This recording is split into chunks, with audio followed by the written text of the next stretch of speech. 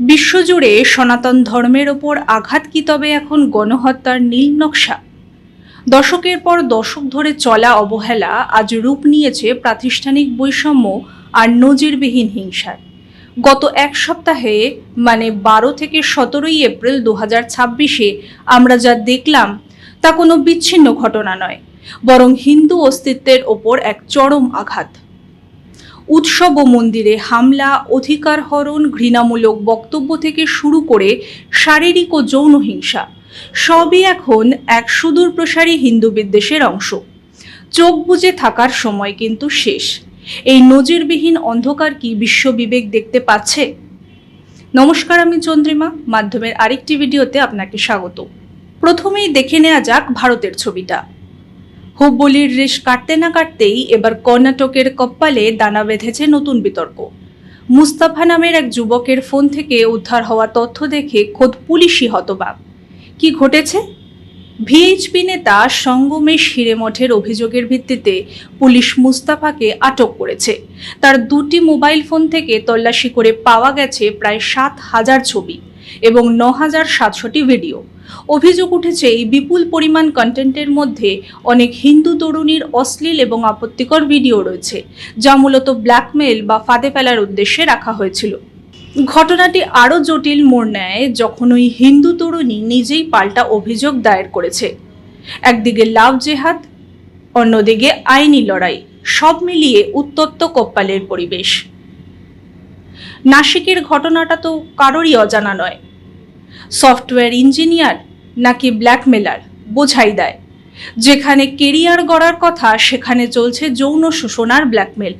নাসিকের টিসিএসে এক দলিত তরুণীকে টার্গেট করার মধ্যে দিয়ে বেরিয়ে এলো ভয়ঙ্কর তথ্য। অভিযোগ উঠেছে সুপরিকল্পিতভাবে হিন্দু তরুণীদের ডিজিটাল মাধ্যমে ফাঁদে ফেলে যৌন হেনস্থা এবং ধর্মান্তরে বাধ্য করা হচ্ছে। আবার মহারাষ্ট্রের অমরাবতী থেকে পুলিশ গ্রেফতার করেছে মোহাম্মদ আয়াজ তানভীরকে। জানা গেছে সে একটি বিশাল সেক্স র্যাকেট এবং ব্ল্যাকমেল চক্র চালাচ্ছিল। ডিজিটাল প্ল্যাটফর্মকে অস্ত্র বানিয়ে তরুণীদের দুর্বলতার সুযোগ নেওয়াই ছিল তার কাজ। তাকে 21শে এপ্রিল পর্যন্ত পুলিশি হেফাজতেই রাখা হবে। কর্ণাটকের বাগালকোট জেলায় 19 বছরের তরুণী ভূমিকা তিপ্পান্নভার আত্মহত্যার পথ বেছে নিলেন। অভিযোগ, ডংরিসাভ নাদাফ নামে এক যুবকের সঙ্গে সম্পর্ক জড়ানোর পর থেকে শুরু হয়েছে চরম মানসিক চাপ। পরিবারের অমতে বিয়ে আর ধর্মান্তরের এই মরণ ফাঁদ কি কেড়ে নিল আরও একটি প্রাণ? একই সময়ে বেঙ্গালুরুর ফ্রেজার টাউনে এক হিন্দু মডেলের ওপর চলল প্রকাশ্য হামলা। অপরাধ, তিনি অভিযুক্ত জুবাইয়ের বিয়ের প্রস্তাব ধর্মান্তরের দাবি ফিরিয়ে দিয়েছে। 2024 সাল থেকে চলতে থাকা এই জবরদস্তি অবশেষে রক্তক্ষয়ী রূপ নিল। কখনো ব্ল্যাকমেল, কখনো আত্মহত্যা, আবার কখনো প্রকাশ্যে হামলা। হিন্দু মেয়েরাই কি তবে সফট টার্গেট? এসবের মধ্যে দিল্লি পুলিশের স্পেশাল সেলের বড় সাফল্যের কথাও খবরে এসেছে। মহারাষ্ট্র, ওড়িশা ও বিহার থেকে গ্রেফতার 4 উগ্রপন্থী যুবক। তাদের লক্ষ্য লস্কর-ই-খোরাসান মডেলে ভারতে খিলাফত প্রতিষ্ঠা করা। গাজওয়া-ই হিন্দের নেশায় মত্ত এই যুবকরা এক বড়সড় নাশকতার ষড়যন্ত্র করছিল বলে জানিয়েছে পুলিশ। সীমান্তের ওপারের চিত্রটাও কিন্তু কম ভয়াবহ নয়। ঢাকা বিশ্ববিদ্যালয়ের অধ্যাপক আবুল বরকতের গবেষণায় এক বিস্ফোরক তথ্য উঠে এসেছে। বর্তমান হারে নির্যাতন চললে 2050 সালের মধ্যে বাংলাদেশে আর একজন হিন্দু অবশিষ্ট থাকবে না। জমি দখল, মন্দির ভাঙচুর আর মিথ্যা ধর্মনিন্দার অভিযোগে প্রতিদিন ভিটেমাটি ছাড়তে হচ্ছে একাধিক হিন্দুদের।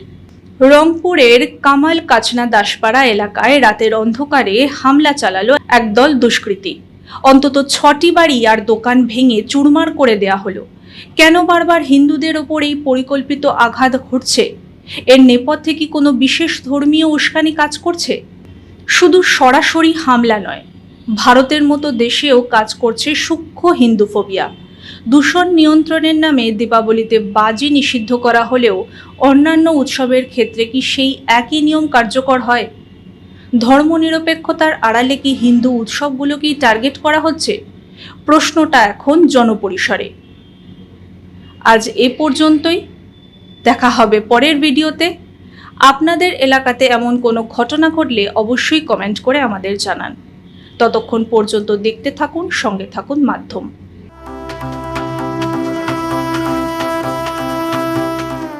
जब विजन बड़ा हो, जब नेतृत्व निर्णायक हो, तब विकास सिर्फ घोषणा नहीं, वास्तविकता बनता है। आज महाराष्ट्र उसी वास्तविकता को जी रहा है। प्रधानमंत्री नरेंद्र मोदी के आत्मनिर्भर भारत के संकल्प ने भारत को वैश्विक निवेश का सबसे भरोसेमंद केंद्र बनाया है। दुनिया की बड़ी अर्थव्यवस्थाएं आज भारत में अवसर देख रही हैं, और उस अवसर का सबसे मजबूत स्तंभ है महाराष्ट्र। उद्योग, निवेश और निर्यात के क्षेत्र में महाराष्ट्र लगातार देश में अग्रणी राज्य रहा है। चाहे औद्योगिक उत्पादन हो, चाहे विदेशी निवेश आकर्षित करना या फिर इंफ्रास्ट्रक्चर की मजबूती, महाराष्ट्र ने कई राज्यों से आगे निकलकर अपनी अलग पहचान बनाई है। दावोस 2025 में महाराष्ट्र ने 15.72 लाख करोड़ रुपए के निवेश समझौते कर नया रिकॉर्ड स्थापित किया।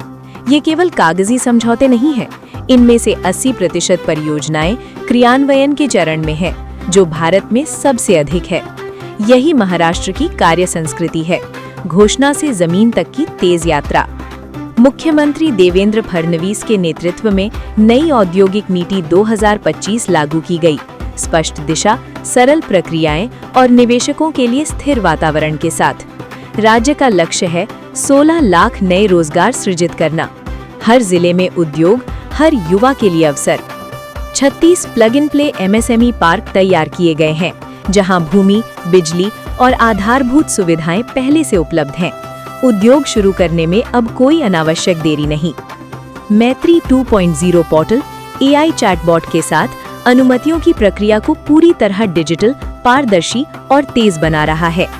प्रधानमंत्री नरेंद्र मोदी का विजन, मुख्यमंत्री देवेंद्र फडणवीस का नेतृत्व और महाराष्ट्र की उद्यमशील ऊर्जा मिलकर बना रहे हैं एक नया औद्योगिक भविष्य।